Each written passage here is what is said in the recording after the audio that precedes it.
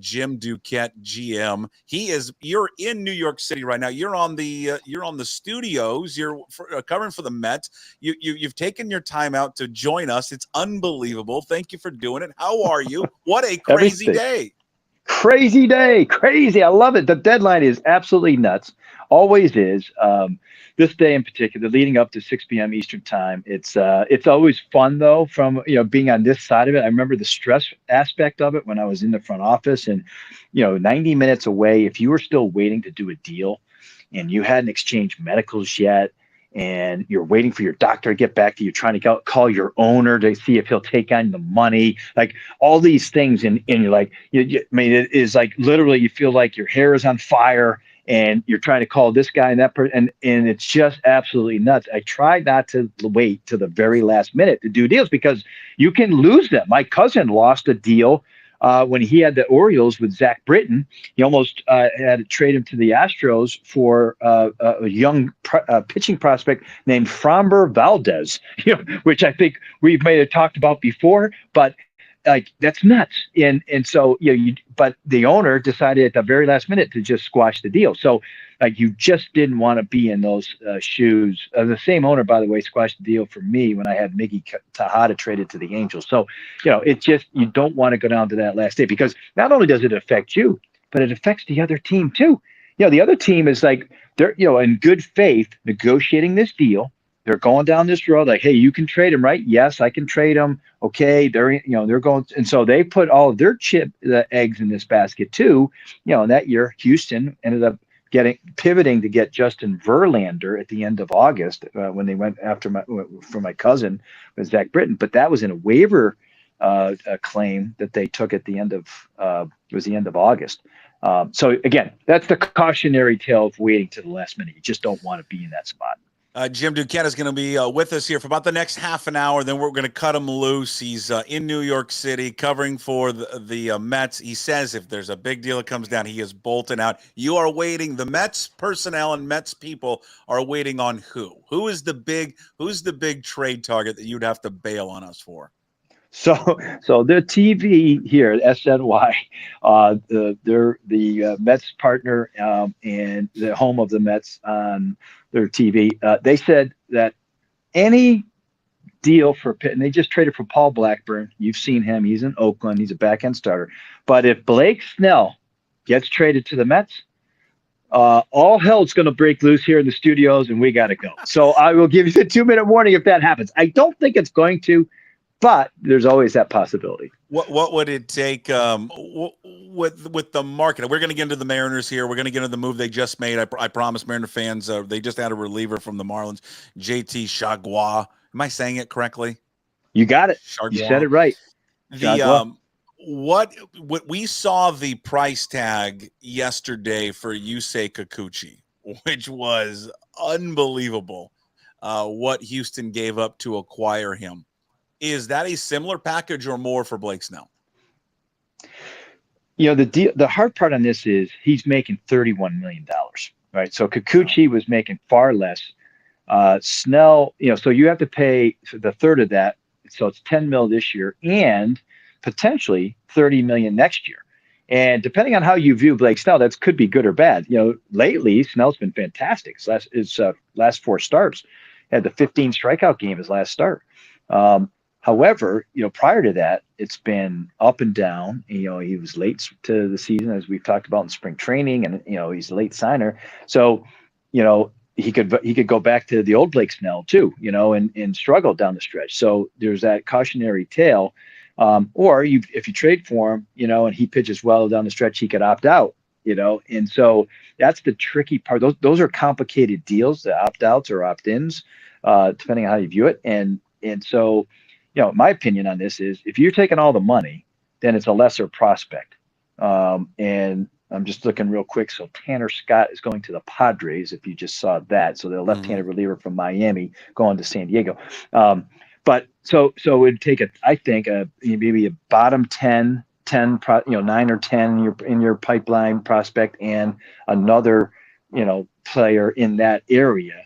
And you have to take out all the money for Blake Snell. But as you mentioned, and that Yusei Kikuchi deal, that blew the lid off the Hmm. market. And the reason why we didn't have many starting pitchers leave this morning is we needed the market to reset after what Dana Brown with the Astros did on that one, because he gave up three major leaguers, basically young, talented, to some degree talent, for 2 months of a rental for Yusei Kikuchi. Surprised. Okay, so the market right now, and we'll get to the Mariners in a quick second. The surprise with the flurry of moves. What has surprised you? What has not surprised you so far, Jim? So far, I'm not surprised at the flurry. There's always plenty. We're seeing relievers. They always tend to go at the very end. There's still a ton of relievers still available, but I think when you look at that, I'm not surprised by the level of activity. What I'm surprised at is Jack Flaherty hasn't been traded yet. Jameson Tyone with the Cubs, he hasn't been traded yet. Blake Snell has not been traded. Tyler Anderson. Those are four starters that I expected at least two of those would be traded, and they haven't been yet. And I think that is the fallout from what we were just talking about with Kikuchi. Yeah, let's get into the reliever. The Mariners just added JT Chargois from the Marlins. He had not pitched a ton this year. He was on the IL. He was dealing with a neck issue. He had a setback. A good reliever though since coming back. He's 16 innings, a little over 16 innings. He's got a 1.62 ERA. Tell us about JT. This is a guy they've had before. They had him a couple years ago when Right. they dealt him. I think it was to the Rays. I think a couple of years ago. A good Yeah. addition that this moved another piece, another arm in the back of their bullpen. Quality, they have lockdown pieces. It looks like in their bullpen. It's no matter where you want, you have depth there. Scott Service has depth. I think that I like that about him. He's is a sinker slider guy, right? And the sinker is a pitch to contact. He throws that almost 60% of the time, about 94 miles an hour, and it's a smaller strikeout rate on it. It's under 10%. So that's a pitch to contact pitch for him. So you better catch the ball behind him on that. But he does have a good slider. The slider, about 85 miles an hour. It's got good depth to it. He throws that 40% of the time. And he's got a strikeout rate of about 31%, which is above the league average. So I think, you'll see he does also mix in a four-seam fastball. So it's like his, classic two-seamer down, four-seam up, slider kind of mixes off of, different sides of the plate. And a guy that, you knows how to pitch, you've seen him. He knows Seattle, like all those things kind of check the boxes.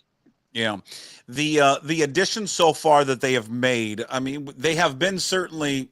Well, they've been the most active team. Yeah. I mean, Rosarina, they got Justin Turner. They've added Garcia. Do you think they're done? What else is out there for them to add? What are you hearing? What are they looking at? Well, I'm still hearing that they may go down this another bat, and they've been looking at a Come corner on. guy. Let's go, Jerry DePoto.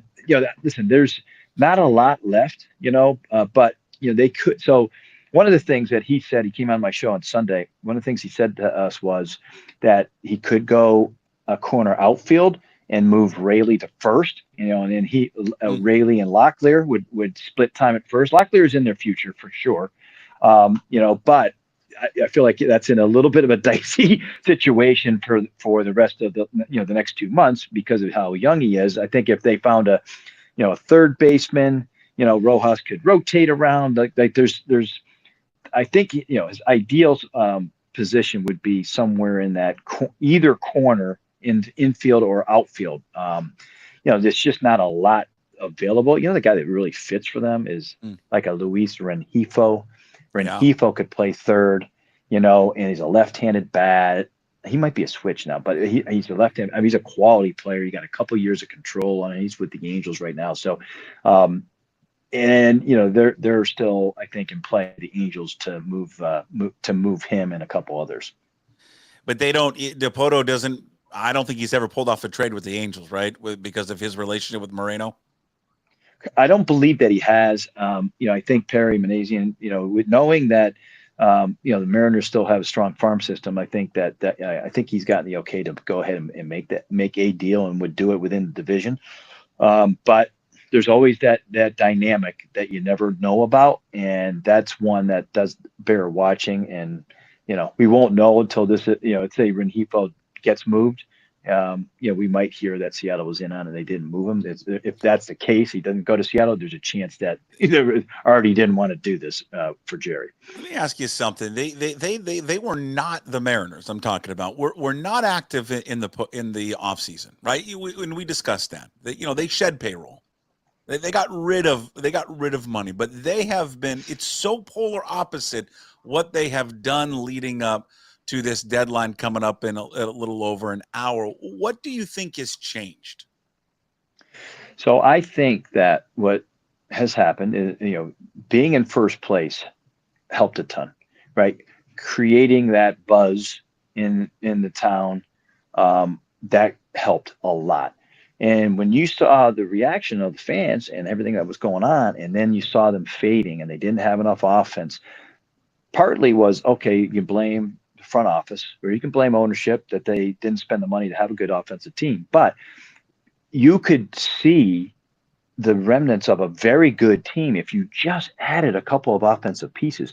So I think it was a sales job, and a good one at this, by Jerry Dipoto, their front office, Hollander as well. Like you go to ownership and listen, our pitching is the best in the league.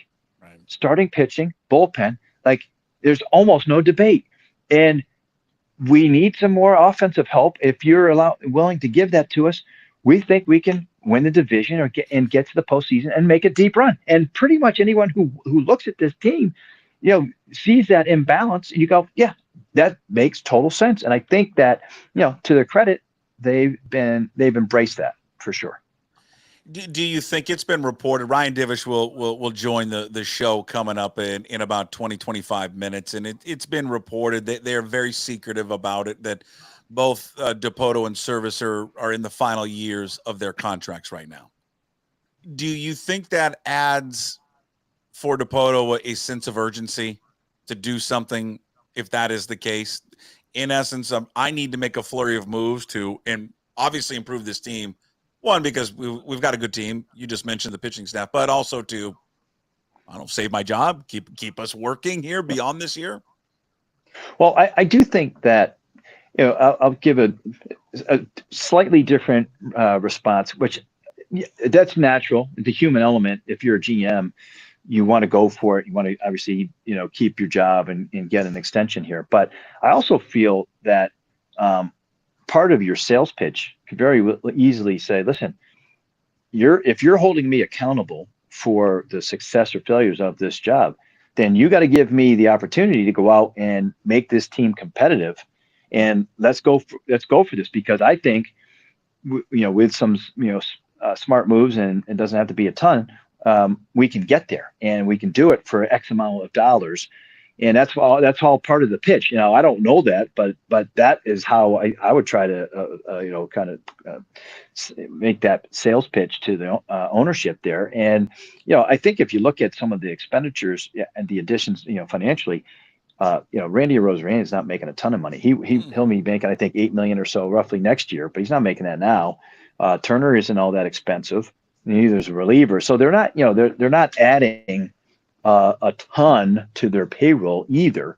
And I think you should see a pretty big bump here with the attendance as they're successful the last 2 months. Okay, so with the addition of Arozarena, with the addition of Turner and Garcia and now Chargois, have they done enough? If they don't make another move, have they done enough to propel them to win the division and make them serious World Series contenders?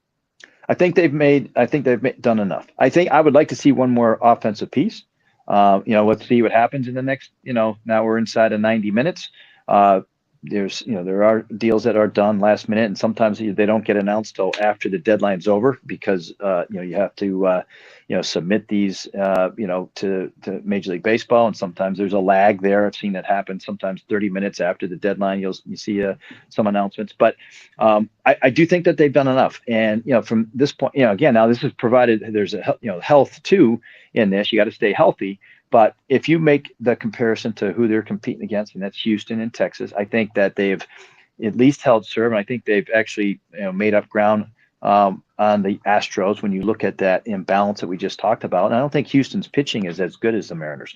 So where Houston's offense might be better than Seattle's, It's not that far now because of the additions, and the pitching, is still superior there, Seattle to Houston. So I think it's, neck and neck there between those two teams. All right, the big name out there, you and I, in the weeks and months leading up to this, every single week I sit there and I ask you about the same player, and you have been consistent from day one, even though it's pissed me off, Duquette, and you said that he's not going to be available. They are not going to trade Vlad Guerrero Jr. Now you said that we're within 90 minutes now of the deadline. Again, it does not seem like he's going to be dealt, correct? Correct.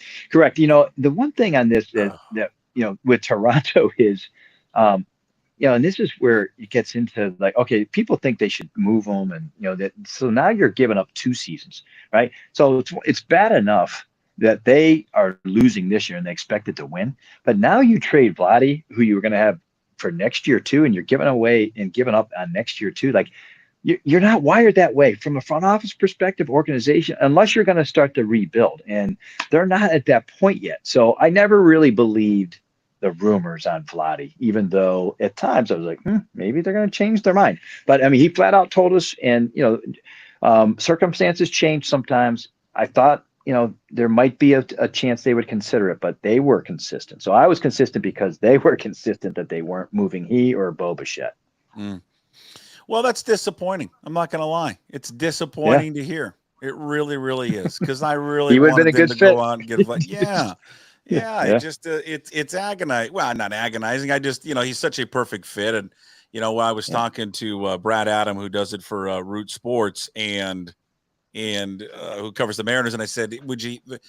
Because we were talking about what was given up to get Kikuchi, and I'm like, my God. I mean, just everybody wants starting pitching. This club has so much starting pitching.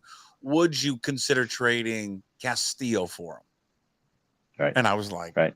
Yeah, I would, because it's an everyday player, and everyday player against a pitcher, I would do it. But I don't know. You keep squashing my dreams. So, guess Guerrero's not going to happen. Maybe if he doesn't sign with Toronto. Yeah, well, maybe then you can go after him as a free agent. Yeah, I guess maybe we can do that. All right, what else? What's the latest buzz? I mean, I'm going to give you the update. I think the Padres just pulled off a big deal, acquiring the Marlins closer/reliever in Tanner Scott. I mean, AJ Preller just does not like his prospects. If you are a prospect with the Padres, it's unbelievable. You're out. Your span, your baseball lifespan in that organization is really short. Like he'll trade you if he drafted you last year. If you're in that organization and he thinks he can help his major league team, you're gone. And I will say this: I saw San Diego this weekend. They were in Baltimore taking on the Orioles, and they have 3 left-handers already. So this is a 4th lefty. And they have 4 guys, 2 righties, 2 lefties, that throw 98 to 101 miles an hour. I don't think there's another team that has that number that throws in the upper 90s to touching 100. And you know what Tanner Scott does? He does the same thing. 98, 99. He does it from the left side. So they have and I know he was looking for a starting pitcher, but they weren't able, at least right now, weren't able to get one. But they have an unbelievable bullpen. I don't know if I've seen one like that. Yeah, maybe ever. Yeah, that one. We had talked, I think, about Tanner Scott before. Would the Mariners be in on him? It appears with Yandy Diaz. I saw a report that for Yandy Diaz, it has come down to, I think it's 3 different teams that may be interested in him, and that would be the Mariners, Yankees, and Astros. Yandy Diaz, if they were to acquire him, what are we talking about giving up? And then again for Diaz, because they got Justin Turner, it does not prevent them from getting someone like Yandy Diaz, correct? That's correct. And, Turner can, it's going to, likely get a lot of DH role. He may play a little in the field, but, he's 39 years old, so you don't really want him to do that. He's an accomplished hitter. And we talked about Justin Turner in the sense that, that guy that you want around the cage, the hitter that you want that talks hitting all the time, like JD Martinez is one, so is Justin Turner. And so Like don't underestimate, don't get too concerned about his numbers. His numbers since early or mid June are better also. Batting average close to 300 since the middle of June, and not a ton of power, but he's an RBI machine. But for me, if you could get Yandy Diaz, like the asking price or the price tag would be similar to a Rosarena. Like Yandy is an established hitter, line drive hitter, and actually I would like that a lot for Seattle if they can make